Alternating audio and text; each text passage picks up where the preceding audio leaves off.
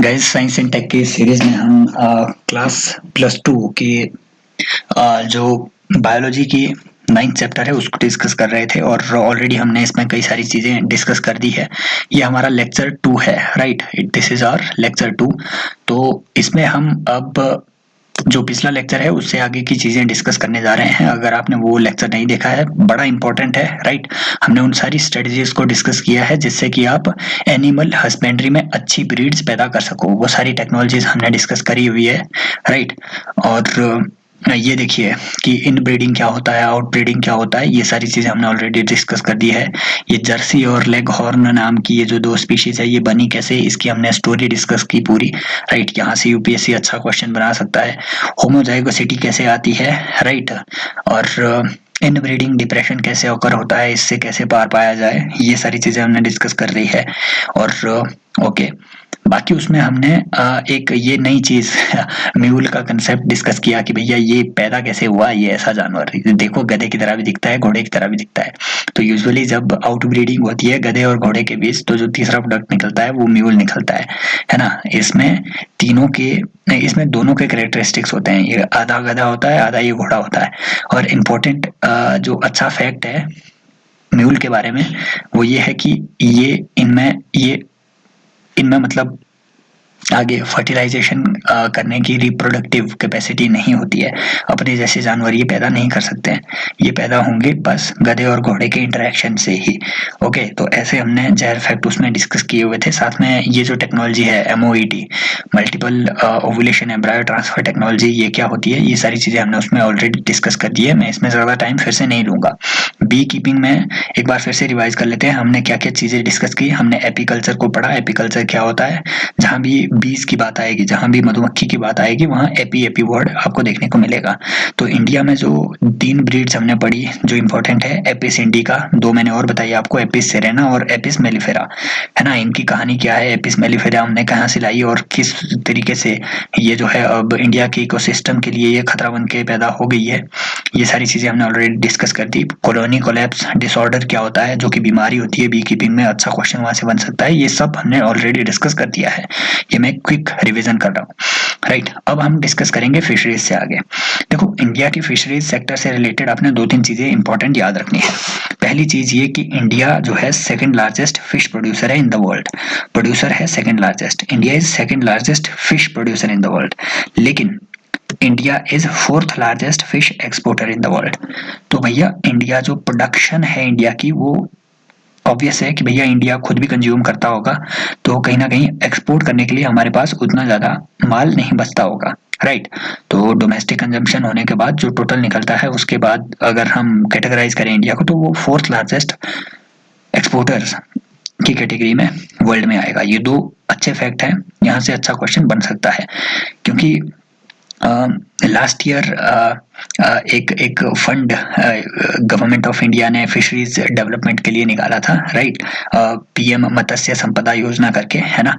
तो उसको भी यहाँ से आप लिंक करके चलिए कि पीएम मत्स्य संपदा योजना भी फिशरीज इंफ्रास्ट्रक्चर डेवलपमेंट के लिए काम कर रहा है। तो करंट और स्टैटिक सबको आप लिंक करके चलिए। एक और चीज आपको फिशरीज के बारे में इंडिया में याद रखनी है जो एनसीईआरटी में नहीं दी हुई है, वो ये कि इंडिया की जो इनलैंड फिश प्रोडक्शन है, इनलैंड फिश प्रोडक्शन मतलब आपकी जो नदी नालों में फिश प्रोड्यूस होती है, या फिर आपने जो अपना पीसी कल्चर शुरू किया हुआ है ना, एक्वापोनिक्स से आप जो फिश घरों में प्रोड्यूस करते हो, ये प्रोडक्शन ज्यादा है as compare to marine fish production. तो समंदर से निकलने वाली फिशेज कम है as compare to that fish production which occurs domestically in inland manner in India. Okay, तो इनलैंड फिश प्रोडक्शन इंडिया में ज्यादा है। ये कुछ चीजें आपने याद रखनी है। अब आते हैं एनसीईआरटी पे। एनसीईआरटी में क्या इसमें दिया हुआ है फिशरीज से रिलेटेड? देखो, सबसे पहले आपको 2-3 यहाँ स्पीशीज याद रखनी है। जैसे कटला हो गया, रोहू हो गया, ये जो है आपकी फ्रेश वाटर फिशेज है, ठीक है? और ये इंपॉर्टेंट है, कटला रोहू पे अच्छा सवाल बन सकता है। ये फ्रेश वाटर की फिशेज है, राइट? और कटला और रोहू, इनमें से जो कटला है ये काफी इंपॉर्टेंट है, क्योंकि ये जो आपके वेस्ट बंगाल का एरिया है, फरक्का बैराज का एरिया, यहाँ पे ये कटला स्पीशीज ये आपके ज्यादा देखने को मिलेगी। सिमिलरली हिल्सा भी आपको इसी एरिया में ज्यादा देखने को मिलेगी। हिल्सा लेकिन आपकी मेराइन फिश है, मैराइन फिश मतलब आपके समंदर के खारे पानी में ये पैदा होगी। कटला और रोहू आपके फ्रेश वाटर की स्पीशीज है, राइट। तो ये चीजें आपने याद रखनी है ना। सार्डाइन, मार्केल, मैकरल, ये आपकी मैराइन फिश की वैरायटीज है। तो अगर ये वैरायटीज याद रहे तो और बेहतर है। यूजुअली यूपीएससी तो नहीं पूछता है, राइट, लेकिन स्टेट बीसीएस तो जहर फैक्ट पूछते हैं भैया, वो तो पूछेंगे। तो याद हो सके तो याद रख लो। बाकी यूपीएससी यहाँ से ये कॉन्सेप्ट बेस्ड क्वेश्चन पूछ सकता है। यूपीएससी पूछेगा कि इनमें से क्या क्या चीजें इंसान खाने के लिए यूज कर सकते हैं। तो बेसिकली इंसान तो देखो सांप भी खा लेता है, ठीक है, कई जगह। तो ये तो क्या ही है, प्रॉन को खाते हैं जी, बिल्कुल, प्रॉन तो एकदम अच्छी डिश है। क्रैब खाते हैं, बिल्कुल सर, आप जाएंगे कहीं चिलिका लेक में जाएंगे तो चिलिका क्रैब बहुत फेमस है, वहाँ पकौड़े बनते हैं इसके, ठीक है। तो क्रैब भी खाते हैं, लॉबस्टर भी खाते हैं, एडिबल ऑयस्टर भी खाते हैं। यहाँ तो एडिबल एडिबल वर्ड ही यूज हुआ है ऑयस्टर के साथ। तो यहाँ से कॉन्सेप्ट बेस्ड यूपीएससी ऐसे ट्रेंड पूछ लेता है और हम यूजुअली उसमें कंफ्यूज हो जाते हैं, ऐसे ही एलिमिनेट कर देंगे, हाँ ऑयस्टर को नहीं खाते होंगे, ये कुछ नया सा वर्ड लग रहा है, ठीक है।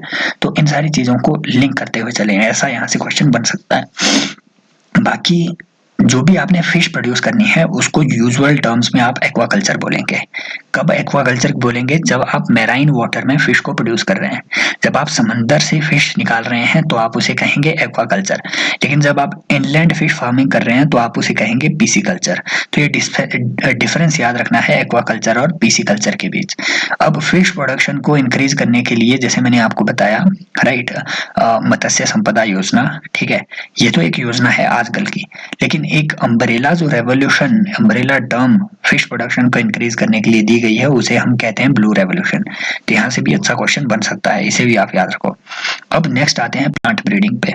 हम अब ऐसी टेक्नोलॉजीज को डिस्कस करने जा रहे हैं जिससे कि आप अच्छी प्लांट की नस्लें, है ना, अच्छी प्लांट वेराइटीज आप निकाल सकते हैं, ठीक है। तो अच्छे प्लांट की ब्रीड आप अगर तैयार करें तो उसे आप कहेंगे प्लांट ब्रीडिंग, राइट।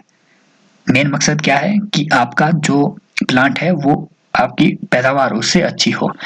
तो यूपीएससी यहाँ से देखो, यहाँ से आपके एक कॉन्सेप्ट बेस्ड क्वेश्चन बना सकता है। यूपीएससी डायरेक्टली आपसे पूछेगा कि भैया प्लांट ब्रीडिंग टेक्नोलॉजीज या फिर जेनेटिक इंजीनियरिंग का यूज इनमें से किन सारी चीजों के लिए किया जा सकता है एग्रीकल्चर में। तो देखो यहाँ पे दिया हुआ है कि भैया अगर आपको क्रॉप यील्ड करनी है, इंक्रीज करनी है, तो डेफिनेटली आप जेनेटिक इंजीनियरिंग का यूज कर सकते हैं, प्लांट ब्रीडिंग का यूज कर सकते हैं। क्वालिटी अगर आपको अपने क्रॉप की इंक्रीज करनी है, अच्छी न्यूट्रिशनल क्वालिटी के आपको फूड प्रोड्यूस करने हैं, तो डेफिनेटली आप जेनेटिकली मॉडिफाई कर सकते हो। नेक्स्ट कि भैया अगर आपको एनवायरमेंटल टॉलरेंस लानी है अपनी एग्रीकल्चर में, एग्रीकल्चर प्रोड्यूस में, तो डेफिनेटली आप राइट ये इस तरीके की टेक्नोलॉजी का यूज कर सकते हो। या फिर पैथोजेंस के लिए अगर आपको रेजिस्टेंस लाना है तो आप इन सारी टेक्नोलॉजीज का यूज कर सकते हो, राइट। तो यहाँ से यूपीएससी कॉन्सेप्ट बेस्ड क्वेश्चन एक अच्छा बना सकता है। बाकी यहाँ से तो यूपीएससी ने ऑलरेडी एक क्वेश्चन बना दिया हुआ था, 2018 या 19 में ये क्वेश्चन आया हुआ है, ठीक है। यूपीएससी ने पूछा कि इनमें से कौन कौन सी चीजें प्लांट्स को इन्फेक्ट कर सकती है, बस इतना सा स्टेटमेंट, और उसमें 3 ऑप्शन दिए हुए, वायरस, फंजाई और बैक्टीरिया। और लोगों ने पता नहीं क्या सोच के वायरस को एलिमिनेट कर दिया कि वायरस प्लांट में नहीं आता होगा, उन्होंने फंजाई और बैक्टीरिया ऑप्शन लगा दिया। तो बेसिकली जो प्लांट्स में जो डिजीज आती है, मतलब यूपीएससी जो जो जहर सवाल पूछता है ना, वो यही कहीं से निकालता है, वो एनसीईआरटी से छुपी हुई स्टेटमेंट से। तो वायरस, फंजाई, बैक्टीरिया, ये सारी डिजीज कॉजिंग फैक्टर्स है हमारी एग्रीकल्चर में। अब क्या क्या डिजीज ये कॉज करेंगे वो अभी हम आगे डिस्कस करेंगे, ठीक है। अभी हम समझ लेते हैं कि जेनेटिक इंजीनियरिंग या फिर प्लांट ब्रीडिंग हमने क्या करना है, कैसे करना है। तो उसके कुछ स्टेप्स यहाँ पे बताए गए हैं, आपको ये स्टेप्स बिल्कुल भी फॉलो करने हैं, कुछ नहीं है इसमें, कुछ खास नहीं है, 2-3 टर्म्स है जो आपने याद रखनी है। सबसे पहले तो ये जान लो कि भैया हम जेनेटिकली मॉडिफाई कैसे करते हैं किसी क्रॉप को। फॉर एग्जाम्पल अगर कोई पेड़ एक है, मान लो कोई प्लांट है, ठीक है, एक प्लांट है, आपके गेहूं की कोई एक वैरायटी है, राइट, या फिर मान लो कोई एक घास का प्लांट है, राइट, कोई ग्रास का प्लांट है। इस ग्रास के प्लांट में कुछ ऐसे फीचर्स हैं कि भैया ये एक पर्टिकुलर पेस्ट को अपने नजदीक नहीं आने देता है। जैसे मान लो आपका जो लेमन ग्रास है, लेमन ग्रास, उसमें ऐसे फीचर्स होते हैं कि वो मच्छर वगैरह या फिर पेस्ट को अपने नजदीक नहीं आने देता है। आप चाहते हो कि यही फीचर आपके गेहूं में आए ताकि पेस्ट गेहूं पे बैठ ना सके और आपकी गेहूं की प्रोडक्शन अच्छी हो। तो आप क्या करोगे, इस प्लांट से जीन निकालोगे और गेहूं के बीज में वो जीन आप जेनेटिकली गेहूं को आप मॉडिफाई कर दोगे। करेंगे क्या आप, मान लो ये गेहूं का जीन है, राइट, ये गेहूं का जीन है। ओके, एक सेकेंड, पूरा जीन मुझे बना लेने दो, ठीक है। मोस्ट ऑफ द पीपल इनको ये पता होगा, ठीक है। मान लो ये गेहूं का आपका जीन है, ठीक है। तो आप जीन का एक पोर्शन यहाँ से हटा दोगे, राइट, और यहाँ पे ये लेमन ग्रास का जीन ऐड कर दोगे, तो लेमन ग्रास के फीचर्स अब गेहूं में आ गए। सिंपल सी बात है। अब इसके लिए कई सारी टेक्नोलॉजीज है, जैसे CRISPR-Cas9 अभी रिसेंटली न्यूज में था, है ना, CRISPR-Cas9। साथ में आपका जो टेलेन नाम की एक टेक्नोलॉजी होती है, राइट, एक जिंक फिंगर न्यूक्लियस नाम की एक टेक्नोलॉजी होती है। तो ऐसी 2-3 टेक्नोलॉजीज है आपकी जेनेटिक इंजीनियरिंग के लिए, या फिर नेचुरली भी आप ये एक पौधे का फीचर दूसरे पौधे में ला सकते हो। वो ब्रीडिंग के माध्यम से होगा, वो कैसे होगा अभी हम जानते हैं। सिंपल सा आपने समझ लिया कि भैया एक पौधे का फीचर दूसरे पौधे में आप डालोगे कैसे। ओके, तो यहाँ समझो, ठीक है। पहला स्टेप इन्होंने बोला है कि भैया अगर आपको ऐसी कोई जेनेटिक वेरिएबिलिटी, अगर आपको ऐसी कोई जेनेटिक इंजीनियरिंग करनी है तो आपको जीन इकट्ठा करने होंगे, वेरिएबल जीन इकट्ठा करने होंगे, वेरियस स्पीशीज के जीन पहले इकट्ठा करने होंगे। इस जीन के कलेक्शन को आप कहेंगे जर्म प्लाज्म। और यूपीएससी ने यहाँ से एक क्वेश्चन ऑलरेडी पूछा हुआ है 2016 या 17 में, ठीक है। मुझे एग्जैक्ट ईयर याद नहीं है इन सारी चीजों की, लेकिन इतना याद है कि यूपीएससी ने ऑलरेडी इसमें क्वेश्चन पूछा हुआ था। और क्वेश्चन यही था कि the term germ plasm usually mentioned is related with which of the following. तो वो जेनेटिक इंजीनियरिंग से रिलेटेड था। जहां भी आपको जर्म प्लाज्म नाम का वर्ड दिखे, मतलब जीन की बात हो रही है, जीन के कलेक्शन को हम कहते हैं जर्म प्लाज्म। सिंपल सी बात। तो ये बोलते हैं सबसे पहले तो आप जर्म प्लाज्म इकट्ठा करो, अलग अलग जीन को इकट्ठा करो, फिर आप सिलेक्ट करो कि कौन सा जीन बेस्ट है मॉडिफिकेशन के लिए, ठीक है भाई। कौन सी जीन की क्वालिटी आपने डालनी है अपने गेहूं के पौधे में, ठीक है, ठीक है। और इसी प्रोसेस को जब आप एक जीन को दूसरे पौधे में डालोगे, ठीक है, एक पौधे के जीन को दूसरे पौधे में डालोगे, तो उसे कहते हैं आप हाइब्रिडाइजेशन। और ये हाइब्रिडाइजेशन आप जेनेटिकली मॉडिफाई करके भी कर सकते हो या फिर नेचुरली भी कर सकते हो। नेचुरली कैसे करोगे भैया, एक पौधे का जो फूल होगा और दूसरे पौधे का जो फूल होगा, एक पौधे से आप पोलन निकाल के दूसरे पौधे के स्टिग्मा में डाल दोगे, उस फूल के स्टिग्मा में। अब ये स्टिग्मा और पोलन क्या होते हैं, आपने बेसिक बायोलॉजी में पढ़ा होगा कि मान लो ये फूल है किसी पौधे का, ये फूल तो बना नहीं, मेरी ड्राइंग वैसे ही बहुत गंदी है ना, ये लैपटॉप में तो ऑलरेडी नहीं बनती है, फिर भी चलो मान लो ये फूल है, ठीक है। तो ऐसे मान के चलो जैसे ह्यूमंस में फीमेल्स में एग होता है और मेन में आपके स्पर्म होते हैं। तो ये है ह्यूमंस का मामला, वुमन में एग है, मेंस में स्पर्म है। तो स्पर्म मिलेगा एग से, फिर होगा फर्टिलाइजेशन, फिर निकलेगा आपका बच्चा। सिमिलरली पौधों में क्या होता है कि जो पोलन है, पोलन हुआ पौधों का स्पर्म, और जो स्टिग्मा है वो हुआ पौधों का, जो फूल के अंदर एक मतलब सीधा एक ऊपर एक फीमेल काउंटर पार्ट होता है पौधों के अंदर, वो हुआ पौधों का एग। तो पोलन जब आप स्टिग्मा के अंदर डालोगे तो एक तीसरी ब्रीड पैदा होगी, ठीक है, दोनों के फीचर्स उसमें आएंगे। तो इस तरीके से भी आप नेचुरली जेनेटिक इंजीनियरिंग कर सकते हो, राइट, जेनेटिकली मॉडिफाई कर सकते हो किसी भी क्रॉप को, ठीक है। तो यहाँ से कॉन्सेप्ट बेस्ड क्वेश्चन पूछ सकता है कि भैया can genetic engineering happen naturally also. Yes, naturally also it can happen. बाकी इसमें उतना कुछ खास नहीं है, ठीक है। और यहाँ पे एक गलत इन्होंने जहर फैक्ट दे रखा हुआ है कि agriculture accounts for approximately 33% of India GDP. ये बिल्कुल भी सही नहीं है फैक्ट। एज ऑफ नाउ 18 से 19% जीडीपी में कंट्रीब्यूशन है एग्रीकल्चर का। लास्ट ईयर थोड़ा इंक्रीज हुआ था, क्योंकि देखो बाकी सारे इकोनॉमी के सेक्टर्स वो तो वो तो डी ग्रोथ में चले गए थे, ठीक है। बाकी सेक्टर्स लॉकडाउन की वजह से परफॉर्म नहीं कर पाए, लेकिन एग्रीकल्चर फिर भी परफॉर्म कर रहा था। तो 2020 में इसका शेयर थोड़ा बढ़ गया था, 20% तक आ गया था एग्रीकल्चर का शेयर, लेकिन 18 से 20% वेरी करता है year two year on an average India में एग्रीकल्चर का कंट्रीब्यूशन टू जीडीपी। ओके, तो ग्रीन रेवोल्यूशन किससे रिलेटेड है, सिंपल सी बात है, एग्रीकल्चर प्रोडक्शन इंक्रीज करने से रिलेटेड आपकी ग्रीन रेवोल्यूशन इंडिया में लाई गई थी। यूपीएससी यहाँ से आपके एक और क्वेश्चन पूछ सकता है। यहाँ जो 2-3 वैरायटी दी हुई है इनको याद रखना भैया आप, ये सोनालिका और P1542 याद रह सके तो कोशिश करना याद आप इसको रख सको। ओके, एक सेकंड, अरे यार वन सेकंड ब्रो। ओके, हाँ, ओके, हाँ। तो तो ये जो P1542 है याद रख सको तो रखो, क्योंकि स्टेट पीसीएस में भैया पूछते हैं ऐसे सवाल, ठीक है। तो सोनालिका, अभी मैं आगे आपको बताऊंगा, जहां भी आपको सोना सोना वर्ड दिखे ना, तो मतलब सोना सोना वर्ड जहां दिखे मतलब ये आपके गेहूं की बात हो रही है, ठीक है, ये आपके गेहूं की बात हो रही है। और ये पी से आप पीज से कनेक्ट मत कर देना इसको कि भैया जहां भी पी है वहां मतलब मटर होगा, नहीं सर। पी एक्चुअली यहाँ पे डिनोट करता है एक इंस्टीट्यूट है इंडिया में, पूसा इंस्टीट्यूट, ये बिहार में है, ठीक है। 1905 में, लगभग 1905 में ये बना था, है ना। लॉर्ड कर्जन उस टाइम इंडिया का वायसराय था, और इसकी जो पत्नी थी लेडी कर्जन, ठीक है, उसका एक फ्रेंड था अमेरिका में, तो वो इंडिया आया और उसने ये पूसा इंस्टीट्यूट इंडिया में स्टैब्लिश कर दिया, और एग्रीकल्चर रिसर्च में इसने बड़ा काम किया हुआ है पूसा ने। तो वहीं से आपको देखने को मिलेगा पूसा डिकम्पोजर, है ना। और ऐसी कई वेराइटीज हुई, चावल की वेराइटीज है पूसा की, राइस की वेराइटीज, ठीक है। जहां जहां पूसा आएगा मतलब पूसा इंस्टीट्यूट की बात हो रही है ना। तो ये सोनालिका तो आपने याद रखना ही है, क्योंकि ये अच्छा क्वेश्चन यहाँ से बनाती है स्टेट पीसीएस, यूपीएससी भी बना सकता है कि भैया ये वेराइटीज किससे रिलेटेड है। अभी मैं और वेराइटीज आपको बताऊंगा, ठीक है।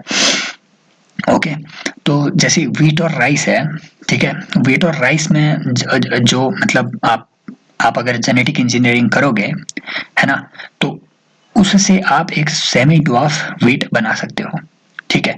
मतलब व्हीट को अगर आप जेनेटिकली मॉडिफाई करोगे किसी तीसरी स्पीशीज का उसमें, है ना, मान लो गेहूं का उसमें आपने व्हीट में आपने मक्की की कोई फीचर डाल दिए, तो वो एक ड्वार्फ व्हीट आपको कहने को मिलेगा, उसको हम ड्वार्फ व्हीट कहेंगे, क्योंकि वो आधा व्हीट है, आधे ही फीचर है उसमें व्हीट के।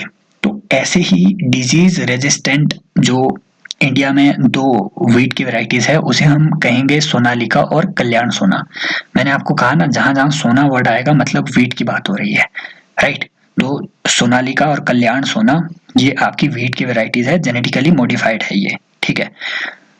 तो नॉर्मन ई बोरलॉग, इनका नाम तो आपने पढ़ा ही होगा, ठीक है। ये जो है आपके ग्रीन रेवोल्यूशन के लिए फेमस है ये आदमी, तो दुनिया भर में इसने काफी सारे जो है ग्रीन रेवोल्यूशन दुनिया में लाने में इसका बड़ा योगदान है।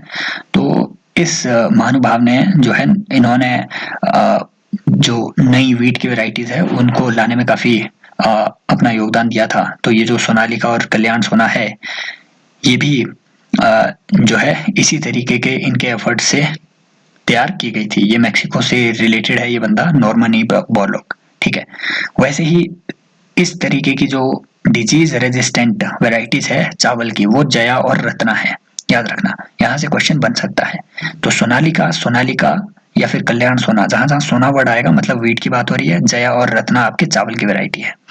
शुगर केन में भी ऐसे ही आपके जो है मॉडिफाइड क्रॉप्स है, ये सैकरम बारबेरी, ये जो है इंडिया में ओरिजिनली ग्रो होता था, ठीक है। ये बायोलॉजी, ये जेनेटिकली मॉडिफाइड नहीं है, इंडिया में ओरिजिनली पहले ये ग्रो होता था, लेकिन इसकी प्रोडक्शन बहुत कम थी, है ना। तो ये जो आपका शुगर केन है, ये गन्ने की वैरायटी है, इसमें रस बहुत कम होता था, मेन प्रॉब्लम इसकी यही थी, तो प्रोडक्शन उतना बेहतर नहीं होता था।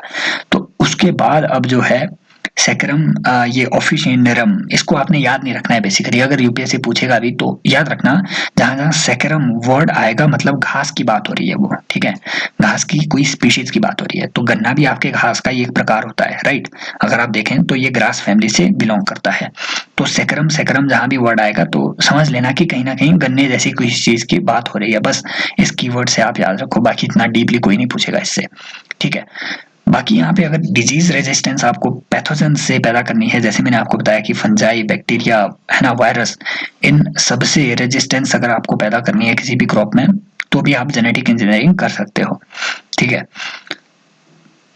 तो इससे क्या होगा, अगर आप उस क्रॉप को ही इन डिजीजेस के लिए रेजिस्टेंट बना दो, तो इससे आप, सिंपल सी बात है, फंजीसाइड कम यूज करेंगे फार्मर, है ना, बैक्टीरियोसाइड कम यूज करेंगे फार्मर्स, इससे आपका एनवायरनमेंट भी प्रोटेक्ट होगा। तो कहीं ना कहीं अगर genetic modification technologies, GM technologies की बात करें, ब्रीडिंग टेक्नोलॉजीज की बात करें, तो वो आपके एनवायरनमेंट के लिए भी हेल्पफुल हो सकती है, राइट। और डिजीजेज कॉज्ड बाय फंजाई यार, देखो यहाँ पे बताया हुआ है कि कौन कौन से डिजीजेज कौन सी इससे पैदा होती है। फंजाई आपका जो मेनली जहां जहां आपको रस्ट, है ना, रस्ट या फिर रॉट की जहां जहां बात होगी मतलब फंजाई और बैक्टीरिया उसको कॉज कर रहा है, ठीक है। तो कई रॉट की जो वैरायटी होती है, रॉट टाइप की जो डिजीजेज होती है उसको आपका बैक्टीरिया भी कॉज कर देता है। बाकी जहां जहां मोजाइक की बात हो रही है, मतलब किसी एक प्लांट की डिजीज की बात हो रही है, जैसे टोबैको मोजाइक हो गया है ना, और ये टर्निप मोजाइक हो गया, तो ये एक वायरल डिजीज होती है जो प्लांट्स में पाई जाती है। जहां जहां आपको मोजाइक वर्ड दिखेगा समझ लेना कि वहां कुछ ऐसी बीमारियों की बात हो रही है जो कि वायरस कॉज कर रहा है पौधों में। ठीक है। तो मोजाइक मोजाइक जहां भी आपको वर्ड दिखेगा वो आपकी वायरल डिजीज होगी जो कि पौधों में occur होती है। तो ऐसी कई की टर्म्स होती है, जैसे मैंने आपको बताया था एपिस वर्ड जहां भी आपको देखने को मिलेगा है ना, वो आपकी मधुमक्खियों से रिलेटेड है, वो आपकी बी कीपिंग से रिलेटेड होगी, एपिस एपिस वर्ड, राइट।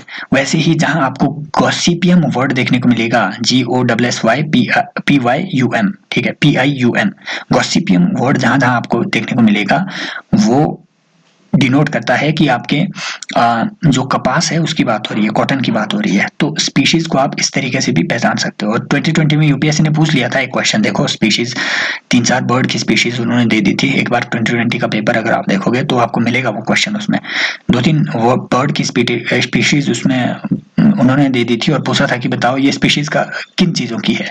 तो ऐसे क्वेश्चन यूपीएससी अब पूछ भी रहा है, राइट। तो देखो ये आपकी डिजीज रेजिस्टेंट कुछ वेराइटीज हुई, ठीक है। देखो ये क्रॉप यील्ड इंक्रीज करने वाली वेराइटीज थी, जो जया रत्ना मैंने चावल की बताई, सोनालिका और कल्याण सोना मैंने गेहूं की आपको बताई। ये क्रॉप यील्ड इंक्रीज करने वाली वेराइटीज है। लेकिन डिजीज रेजिस्टेंट जो वीट की वेराइटी है वो आप हिमगिरी कहेंगे, ठीक है। तो 3 चीजें याद रखना, नंबर 1 सोनालिका है ना, और कल्याण सोना, जहां जहां सोना वर्ड आएगा मतलब वीट की वैरायटी है। साथ में हिमगिरी को भी याद रख लेना कि वो वीट की एक वैरायटी है जो कि डिजीज रेजिस्टेंट है, ठीक है। तो वो ये लीफ रस्ट के लिए ये जो है आपकी डिजीज रेजिस्टेंट ये क्रॉप है, इसमें लीफ रस्ट नहीं लगती है। बाकी अगर आप ये याद रख सको कि काउपी में ये जो काउपी की वैरायटी है पूसा कोमल, यहाँ से क्वेश्चन बन सकता है, ठीक है। और चिली के लिए भी एक जो है मोजाइक वायरस, देखो फिर से वही, चिली में भी आपके जो मिर्च है उसमें भी मोजाइक वायरस नाम की बीमारी लगती है। तो उससे निपटने के लिए पूसा सदाबहार नाम की एक वैरायटी बनाई हुई थी। याद रह सके तो ठीक है, स्टेट पीसीएस में बन सकता है क्वेश्चन, बाकी उतना इंपॉर्टेंट नहीं है। ये तो आपने याद रखना ही है, हिमगिरी, कल्याण सोना और आपका जो सोनालिका, ये वीट की वैरायटीज है, और जया और रत्ना मैंने आपको बताया ये चावल की वैरायटीज है। यहाँ से क्वेश्चन बन सकता है, ये दोनों अगर याद रहे काउपी और चिली तो याद रख लेना, अच्छा रहेगा अपने लिए। ओके, तो बाकी अब देखते हैं कि म्यूटेशन ब्रीडिंग क्या होता है। ठीक है, म्यूटेशन ब्रीडिंग क्या होता है। देखो अभी मैंने आपको बताया कि जेनेटिक जीन को मॉडिफाई आपने करना है ताकि एक पर्टिकुलर फीचर आपकी क्रॉप में आ सके, चाहे वो फिर डिजीज के लिए रेजिस्टेंस हो गया या फिर हाई यील्डिंग कैपेसिटी हो गया उस क्रॉप की, वो आपके जेनेटिक जीन को मॉडिफाई करके आप ला सकते हो। अब इस जीन को मॉडिफाई करने के कई तरीके हैं। कुछ मैंने आपको बता दिया कि आप आर्टिफिशियली इन टेक्नोलॉजीज का यूज कर सकते हो, जैसे क्रिस्पर हो गया, क्रिस्पर Cas9 हो गया, टेलन हो गया, जिंक फिंगर न्यूक्लियस हो गया, ZFN, ठीक है। इन टेक्नोलॉजीज का यूज करके आप कर सकते हो, राइट। नेचुरली भी मैंने आपको बताया कि भैया एक क्रॉप के फीचर आप दूसरी क्रॉप में ला सकते हो, नेचुरली भी ये हो सकता है। तीसरा, आप म्यूटेशन भी करवा सकते हो जीन में। अब वो म्यूटेशन कैसे होगी, देखो आप जो है जीन में म्यूटेशन करने के लिए गामा रेज का यूज कर सकते हो। गामा रेडिएशन, गामा रेडिएशन क्या होती है सर, ये बहुत ही हाई एनर्जी रेडियो वेव्स होती है। देखो एनर्जी ऐसे वेरी करती है, जो अल्फा रेज होगी उनकी एनर्जी कम होगी as compare to beta rays, फिर बीटा रेज की एनर्जी कम होगी as compare to gamma rays. तो अल्फा रेज से ज्यादा एनर्जी बीटा में, बीटा से ज्यादा गामा में। तो गामा रेज जो है बहुत ही हाई एनर्जी की रेडियो वेव्स होती है। जब भी ये किसी जीन से टकराएंगे तो आप उस जीन को मॉडिफाई कर सकते हो, उसका स्ट्रक्चर ये मॉडिफाई कर देगी। और एक पर्टिकुलर कंट्रोल्ड वे में जब आप गामा रेज किसी एक जीन में छोड़ोगे तो उसका स्ट्रक्चर बिल्कुल वैसे मॉडिफाई हो जाएगा जैसे आप चाहते हो कि वो मॉडिफाई हो, ठीक है। तो ऐसा ही मूंग बीन की वैरायटी एक ऐसी म्यूटेशन ब्रीडिंग से पैदा की गई है, ठीक है, जो कि येलो मोजाइक वायरस से निपटने के लिए ऐसी एक वैरायटी तैयार की गई है मूंग बीन, ये आपकी म्यूटेशन ब्रीडिंग से होती है। तो कॉन्सेप्चुअल यूपीएससी देखो क्वेश्चन पूछ सकता है कि भैया आप जो है प्लांट ब्रीडिंग किन किन तरीकों से कर सकते हो। आर्टिफिशियली कर सकते हो, बिल्कुल सर। नेचुरली कर सकते हो, बिल्कुल सर। रेडियो वेव से कर सकते हो, बिल्कुल सर कर सकते हैं। और आपने तीनों को 1 2 3 वहां पे टिक कर देना है, तो ऐसे क्वेश्चन वहां से यूपीएससी बना सकता है, ठीक है। वैसे ही जो येलो मोज़ेक वायरस जो भिंडी में आता है ना, भिंडी में जो येलो मोज़ेक वायरस आता है उससे निपटने के लिए परभनी क्रांति नाम की एक नई स्पीशी बनाई गई थी। ये भी इसी तरीके की ब्रीडिंग से आपको देखने को मिलेगी, राइट। बाकी इसमें उतना कुछ भी नहीं है। Plant breeding for development of resistance, है ना, इंसेक्ट रेजिस्टेंस के लिए भी जो है प्लांट ब्रीडिंग आप करवा सकते हो। जैसे अब ये जो है ये वाली चीजें हमने डिस्कस करी, आपकी resistance from the diseases caused by virus, caused by fungi and caused by bacteria. तो जो डिजीज रेजिस्टेंट क्रॉप्स हैं वो अभी तक हमने यहाँ पे पढ़ी। यील्ड इंक्रीज करने के लिए वो सोनालिका और कल्याण सोना हमने वो वेराइटीज पढ़ी, ठीक है। अब हम कुछ ऐसी वेराइटीज पढ़ेंगे जो कि आपके पेस्ट रेजिस्टेंस के लिए क्रिएट की गई है। पेस्ट रेजिस्टेंस मतलब पेस्ट उनके आसपास ना आ सके, ठीक है। तो यूजुअली जैसे आपके बॉलवॉर्म है, ये कुछ ऐसे पेस्ट होते हैं, कीड़े मकोड़े होते हैं जो कि आपके फसलों को बर्बाद कर देते हैं। ऐसा ही जैसे पिंक बॉल वॉर्म हो गया, है ना, ये आपके कपास में लगता है पिंक बॉल वॉर्म, है ना। एक ट्रॉपिकल रेस 4 TR4 करके एक डिजीज है ना, वो टमाटर में आपको देखने को मिलेगी, है ना। और एक आपके जो है कई सारी बाकी और डिजीजेज है जो पेस्ट, जो कीड़े मकोड़े हैं वो कॉज करते हैं। अब ऐसे कीड़े मकोड़े आपके आसपास ना आए, आपकी फसल के आसपास ना आए, इसके लिए आप जेनेटिकली इंजीनियरिंग कर सकते हैं। उसमें कैसे जेनेटिक इंजीनियरिंग करेंगे? बेसिकली आप कुछ मतलब एक पौधे से कुछ ऐसे फीचर निकालेंगे, राइट। अब कई पौधे होते हैं जहरीले, अगर कोई भी पेस्ट उन पौधों को खा लेगा तो वो मर जाएगा, ठीक है। अब वो जो पदार्थ किसी एक पौधे में निकल रहा है, जिस जीन की वजह से वो निकल रहा है, उस जीन को आप वहां से उठा दोगे और अपने गेहूं या फिर चावल, जिस भी फसल में आपको वो वाला फीचर चाहिए पेस्ट रेजिस्टेंस का, वो उसमें डाल दोगे। ये हुआ आपका सिंपल पेस्ट रेजिस्टेंस का कॉन्सेप्ट, ठीक है। तो ऐसी ही इसमें कुछ वेराइटीज यहाँ पे बताई हुई है, सिंपल, है ना, ये आपके लिए उतना इंपॉर्टेंट नहीं है। जैसे आपका बीटी कॉटन हो गया, ये भी आपका एक जेनेटिकली मॉडिफाइड है, ठीक है, मॉडिफाइड एक क्रॉप है बीटी कॉटन। ये भी आपकी एक डिजीज रेजिस्टेंट एक क्रॉप है। इसको हम अगले लेक्चर में पढ़ेंगे, बिल्कुल वहां पे कवर किया जाएगा, ठीक है। ओके, तो बायोफोर्टिफिकेशन पे यहाँ पे बताया गया है। बायोफोर्टिफिकेशन बेसिकली क्या है? फोर्टिफिकेशन, फूड फोर्टिफिकेशन क्या होता है? फूड फोर्टिफिकेशन मतलब आपके पास जो अवेलेबल फूड है, आप उसमें आर्टिफिशियली नए न्यूट्रिएंट्स ऐड कर रहे हो, है ना। उसके दो तरीके हो सकते हैं। फॉर एग्जांपल चावल की बोरी में आपने मतलब आयरन का कुछ ऐसा माल मिला दिया, है ना, वो आपका आर्टिफिशियल फोर्टिफिकेशन हो गया।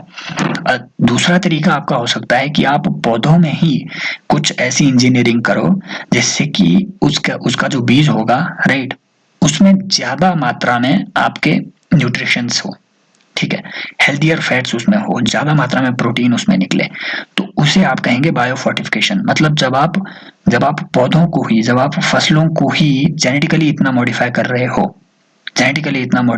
हो कि उसमें अब बेटर क्वालिटी की यील्ड आ रही है, उसमें बेटर क्वालिटी की उसमें बेटर न्यूट्रिशनल क्वालिटी आ गई है, तो उसे आप कहेंगे बायोफोर्टिफिकेशन, राइट। तो बायोफोर्टिफिकेशन के भी यहाँ पे बताया हुआ है कि क्या क्या आप इसमें लाभ हो सकते हैं। सिंपल सी बात है भैया, प्रोटीन कंटेंट क्वालिटी आप इंक्रीज कर सकते हैं, यस। कंटेंट, ऑयल कंटेंट आप रेगुलेट कर सकते हैं, बिल्कुल सर। विटामिन कंटेंट आप इंक्रीज कर सकते हैं, बिल्कुल सर। तो ये इसमें कुछ ऐसी वेराइटीज आपको देखने को मिलेगी। जैसे ये एटलास 66 हो गया, ये आपकी एक वीट वेराइटी है जिसमें, जो कि बायोफोर्टिफाइड है, ठीक है। ये एक ऐसी वेराइटी है जिसमें कि प्रोटीन कंटेंट हाई होता है, राइट। इसमें जेनेटिकली ही कुछ ऐसी मॉडिफिकेशन कर दी गई है कि इसका जो बीज होगा, जो इसका गेहूं होगा, प्रोड्यूस होगा, उसमें ऑलरेडी ये प्रोटीन कंटेंट हाई होगा, ठीक है। तो और ये आपके लिए इम्पोर्टेंट इसलिए भी है क्योंकि इस साल देखो प्रधानमंत्री जी ने 15 अगस्त को 2021 में एक मिशन लॉन्च किया, फूड फोर्टिफिकेशन फॉर राइस। तो उसमें जो पब्लिक डिस्ट्रीब्यूशन सिस्टम के थ्रू राइस डिस्ट्रीब्यूट किया जाता है, उसमें कुछ ऐसे न्यूट्रिशंस मिलाए जाएंगे आर्टिफिशियली, है ना। जैसे आपके विटामिन हो गया, है ना, आपका जो आयरन हो गया, इन सारी न्यूट्रिशनल जो भी चीजें हैं वो उसमें आर्टिफिशियली मिक्स करने की मिनरल्स को मिक्स करने की उसमें पूरी स्ट्रेटेजी डिस्कस की गई है। तो बायो फोर्टिफिकेशन के लिए इंडिया में एक ऑलरेडी मिशन चल रहा है, इसलिए इम्पोर्टेंट है। बाकी सिंगल सेल प्रोटीन पे यहाँ पे एक लेक्चर है। सिंगल सेल प्रोटीन क्या होता है, जैसे आपके है ना, ये फॉर एग्जांपल आपका जो स्पाइरुलिना हो गया है ना, ब्लू ग्रीन एल्गी हो गया, ये सिंगल सेल्ड आपके जीव हैं, है ना। एल्गी मतलब आपका जो शैवाल होता है, ये तो एक सिंगल सेल्ड ऑर्गेनिज्म हुआ, राइट। तो इसमें बताया गया है कि जो आपकी इंक्रीजिंग फूड डिमांड है दुनिया में, उससे निपटने के लिए हम एक नई चीज ये कर सकते हैं कि जो सिंगल सेल्ड ऑर्गेनिजम्स हैं, इनको हम ज्यादा से ज्यादा प्रोड्यूस करें। क्यों? क्योंकि ये प्रोटीन रिच होते हैं। जैसे आपका स्पाइरुलिना हो गया, है ना, ये एक ब्लू ग्रीन एल्गी होता है, राइट। तो इनमें क्या है कि इनमें ऑलरेडी जो जो आपका जो मिनरल्स हैं, राइट, जो आपके न्यूट्रिशंस हैं, न्यूट्रिशनल क्वालिटी, जो आपके कार्बोहाइड्रेट है, विटामिन्स हैं, ये ऑलरेडी इनमें काफ़ी ज़्यादा रहते हैं। तो इनका आप यूज कर सकते हैं खाने पीने में भी, सी फूड जिसे आप कहते हैं, ठीक है। तो सी फूड का प्रोडक्शन इंक्रीज करने की इसमें बात हो रही है।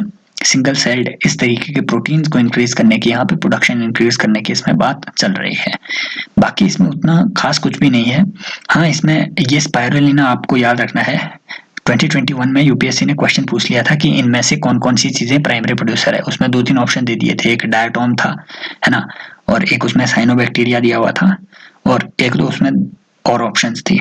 तो याद रखना है, स्पाइरुलिना भी आपकी एक एल्गी का ही प्रकार है, और ये आपका प्राइमरी प्रोड्यूसर में आता है, मतलब ये खुद अपना खाना बनाता है, राइट।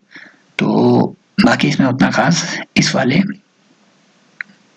आर्टिकल में कुछ खास नहीं है। हाँ, और एक और कॉन्सेप्ट बेस्ड यहाँ पे क्वेश्चन बन सकता है। यूपीएससी पूछ सकता है कि इनमें से क्या क्या चीजें इंसान खाने के लिए यूज में ला सकता है, राइट। तो जैसे ब्लू ग्रीन एल्गी हो गया, ये तो सिंपल सी बात है, एल्गी को ला सकते हैं, बिल्कुल सर ला सकते हैं खाने में। बैक्टीरियल स्पीशीज जैसे आपके मिथाइलोफाइलस, मिथाइलोट्रोपस हो गया, ये आपने याद नहीं रखना है, बस इतना याद रखो कि बैक्टीरिया को भी इंसान अपने खाने में यूज में लाते हैं। जैसे आपका यीस्ट हो गया, यीस्ट भी तो एक बैक्टीरिया हुआ, राइट, है ना। लैक्टोबैसिलस हो गया, राइट, ये भी एक तरीके के बैक्टीरिया है। तो खाने पीने में जो जो चीजें इंसान यूज में लाते हैं, वो सब भी आपने याद रखना है, यहाँ से ऐसा क्वेश्चन बन सकता है। बाकी यहाँ पे टिश्यू कल्चर के बारे में बात हुई है कि प्लांट टिश्यू कल्चर क्या होता है। बेसिकली क्या होता है टिश्यू कल्चर, फॉर एग्जाम्पल अगर आप चाहते हो कि कोई एक प्लांट है, राइट, फॉर एग्जाम्पल एक रोज का प्लांट है, गुलाब का प्लांट है, आप चाहते हो कि इसकी वैरायटी हमने और ज्यादा मतलब इस वैरायटी के गुलाब हमने बहुत ही ज्यादा क्वांटिटी में प्रोड्यूस करने हैं, बहुत ज्यादा मात्रा में प्रोड्यूस करने हैं। तो आप क्या करोगे, उस रोज का एक प्लांट, उस रोज का एक टिश्यू निकाल दोगे, ठीक है, और उसे एक ग्रोइंग मीडियम में रख दोगे, और उस टिश्यू से ही आप बहुत सारे पौधे आगे फिर इंक्रीज उस टिश्यू से ही आप बहुत सारे पौधे आगे प्रोड्यूस कर सकते हो। ये हुआ आपका प्लांट टिश्यू कल्चर। मतलब एक टिश्यू से जब आप बहुत सारे आगे उसी तरीके के पौधे, एक तरीके की क्लोनिंग जब आप कर रहे हो, वो हुआ आपका प्लांट टिश्यू कल्चर। अब इसके लिए आपको एक ग्रोइंग मीडियम चाहिए होता है, ग्रोथ मीडियम चाहिए होता है, राइट। और देखो, अगर कोई एक सेल आप कहीं से निकाल रहे हो, फॉर एग्जांपल आपने एक इंसान से कोई एक सेल निकाल दी, ठीक है, और वहां से आपने उसी सेल से एक पूरा नया इंसान बना दिया उसी तरीके का, तो इस सेल से जो ये नया इंसान बना है, इस क्षमता को, इस सेल की एक नए इंसान बनाने की क्षमता को आप टोटिपोटेंसी कहोगे। मतलब किसी एक सेल से, एक टिश्यू से आप अगर पूरा ऑर्गेनिज्म बना पा रहे हो, तो उस क्षमता को, उस सेल की उस क्षमता को आप कहेंगे टोटिपोटेंसी, राइट, टोटिपोटेंसी। ओके, तो ये टोटिपोटेंसी के बारे में भी हो गया कि भैया टोटिपोटेंसी क्या है। मतलब एक सेल से आप पूरा एक नया प्लांट बना सकते हो, राइट। तो इसके अलग अलग चीजें होती है, जैसे टोटिपोटेंट हो गया, ओमनीपोटेंट क्या होता है ना, राइट। तो यूनिपोटेंट क्या होता है, यूनिपोटेंट मतलब जब एक सेल से आप एक ही ऑर्गेनिज्म बना रहे हो। टोटिपोटेंसी मतलब जब आप एक सेल से पूरा एक सेल से अगर आप एक ही ऑर्गेन बना रहे हो, ऑर्गेन, ठीक है, एक ही ऑर्गन बना रहे हो, फॉर एग्जांपल एक लीवर के सेल से आप लीवर ही बना पा रहे हो, तो वो हुआ आपका ओमनीपोटेंसी, वो हुआ आपका यूनिपोटेंसी। लेकिन एक सेल से अगर आप पूरा इंसान बनाए जा रहे हो तो वो हुआ आपका टोटीपोटेंसी, राइट, टोटीपोटेंसी। तो पूरे इंसान के पूरे ऑर्गेनिजम्स उसमें आपको देखने को मिलेंगे, राइट। तो ये कैपेसिटी यहाँ पे टोटीपोटेंसी हो गया, यहाँ से भी अच्छा सवाल बन सकता है। Okay, the whole plants could be registered as X plants, right, ये उतना इंपॉर्टेंट नहीं है। बाकी nutrient medium must provide a carbon source such as sucrose. हाँ, ये मैंने आपको बताया कि अगर आप चाहते हो कि प्लांट टिश्यू कल्चर आप मतलब टिश्यू कल्चर टेक्नोलॉजी के थ्रू आप एक नया प्लांट की ब्रीड निकालो, तो उसके लिए आपको एक ग्रोइंग मीडियम भी बनाना पड़ेगा, न्यूट्रिएंट मीडियम। तो उसमें क्या होता है कि भैया आपके कार्बन मॉलिक्यूल्स उसमें आपको देखने को मिलेंगे, है ना, और कुछ सोल्ट्स उसमें आपको देखने को मिलेंगे, और ग्रोथ रेगुलेटर्स आपको मिलेंगे, जैसे ऑक्सिन हो गया, साइटोकाइनिन हो गया। देखो ऑक्सिन और साइटोकाइनिन आपने बचपन में पढ़े होंगे 7th 8th क्लास में। ये कुछ एंजाइम्स होते हैं जो कि पौधे में आपको देखने को मिलेंगे, ग्रोथ हार्मोन्स होते हैं जो कि आपको पौधे में देखने को मिलेंगे। साइटोकाइनिन क्या करता है, बेसिकली साइटोकाइनिन आपके जो सेल का डिवीजन है उसको रेगुलेट करता है, सेल का डिवीजन, कि भैया एक सेल आगे कितनी सेल्स में डिवाइड होगी पौधे में। तो ये एक प्लांट हार्मोन है जो सेल डिवीजन को रेगुलेट करेगा। ऑक्सिन आपके सेल आपके प्लांट की ग्रोथ को रेगुलेट करेगा, कि भैया जो प्लांट में जो आगे जो जो इसकी जो टहनियां होती है, राइट, जो ब्रांचेस होती है, ये कितनी ग्रो करेगी, कितनी लंबी ये जाएगी, ये रेगुलेट करेगा आपका ऑक्सिन हार्मोन। तो ऑक्सिन और साइटोकाइनिन पे भी क्वेश्चन बना सकते हैं स्टेट पीसीएस, यूपीएससी नहीं। This method of producing thousands of plant is known as micro propagation. वही बात फिर से, जो मतलब जब आप एक ही सेल से या एक ही टिश्यू से आप हजारों पौधे निकाल पा रहे हो, राइट, हजारों पौधे पैदा कर रहे हो एक ही टिश्यू से, तो उसे आप कहेंगे माइक्रो प्रोपगेशन की टेक्नोलॉजी। तो बेसिकली हमने किया क्या, एक प्लांट से हमने उसका टिश्यू निकाला, मतलब कुछ सेल्स निकाली, और उससे एक नया पूरा प्लांट बना दिया, फिर उनका माइक्रो प्रोपगेशन किया, इस नए प्लांट से 10 और निकाल दिए, फिर 20 और निकाल दिए, 100 और निकाल दिए, ये पूरा प्रोसेस हुआ आपका माइक्रो प्रोपगेशन, है ना। और ये सोमेक्लोन्स मतलब जब आप किसी भी चीज का माइक्रो प्रोपगेशन करोगे तो जो नया पौधा होगा वो सेम वैसा ही होगा जैसा इसका पेरेंट पौधा है। जैसे हमने गुलाब का पौधा लिया था, तो सेम वैसा नया पौधा आपको टिश्यू कल्चर से देखने को मिलेगा, जैसा कि आपके गुलाब के इसमें, जैसा आपका पेरेंट गुलाब का पौधा था, राइट। तो जो ये नया पौधा अब निकला है इसे आप कहेंगे सोमेक्लोन, ठीक है, ठीक है। तो ये जो सारी चीजें हैं, माइक्रो प्रोपगेशन क्या हुआ, टोटीपोटेंसी क्या होता है, ये सारी चीजें इंपॉर्टेंट है। बाकी यहाँ ये सोमेटिक हाइब्रिडाइजेशन का एक कॉन्सेप्ट दिया हुआ है। बेसिकली सोमेटिक सेल क्या होती है, आपकी बॉडी की जितनी भी सेल्स हैं वो सोमेटिक सेल्स हैं, except for your reproductive cells. जो आपका मान लो हमारे जो स्पर्म्स हैं या फिर वुमेन में जो एग हैं, इन सेल्स को छोड़ के जितनी भी किसी इंसान में या किसी भी दूसरे ऑर्गेनिज्म में जो सेल्स होती है उसे आप कहेंगे सोमेटिक सेल्स, है ना। तो जो तो रिप्रोडक्टिव सेल्स होती है उनका तो काम ही है भैया एक नया पौधा बनाओ, मतलब एक नया जीव बनाओ, एक नया ऑर्गेनिज्म बनाओ, रिप्रोडक्शन का और क्या काम है रिप्रोडक्टिव सेल्स का। लेकिन सोमेटिक सेल्स से भी आप एक नया पौधा बना सकते हो, एक नया ऑर्गेनिज्म बना सकते हो, ठीक है। तो जो सोमेटिक सेल्स का यूज करके आप नया पौधा बना रहे हो, राइट, फॉर एग्जांपल आपकी चमड़ी से एक सेल निकाली और उससे एक नया इंसान और जादू से तैयार कर दिया, तो जो वो नया इंसान बनेगा उसे कहेंगे आप सोमेटिक हाइब्रिड इंसान, है ना, सोमेटिक सेल से पैदा हुआ हाइब्रिड इंसान, ठीक है। इंसानों में अभी तक हालांकि ऐसा नहीं हो पाया है, लेकिन पौधे आप यूजुअली ऐसा कर सकते हैं, राइट। पौधों में यूजुअली आप सोमेटिक सेल्स से बहुत आसानी से आप नया एक हाइब्रिड स्पीशीज बना सकते हो, ठीक है। तो सोमेटिक हाइब्रिडाइजेशन यही हुआ। तो आई होप ये लेक्चर्स आपके लिए हेल्पफुल साबित हो रहे होंगे, अगर हो रहे हैं तो कमेंट में ज़रूर बताइए सर, और आप सपोर्ट ज़रूर कीजिए, सब्सक्राइब कीजिए चैनल को, और you can also subscribe to our telegram channel, link is given in the description। बाकी मिलते हैं नेक्स्ट लेक्चर में, टेक केयर, बाय बाय।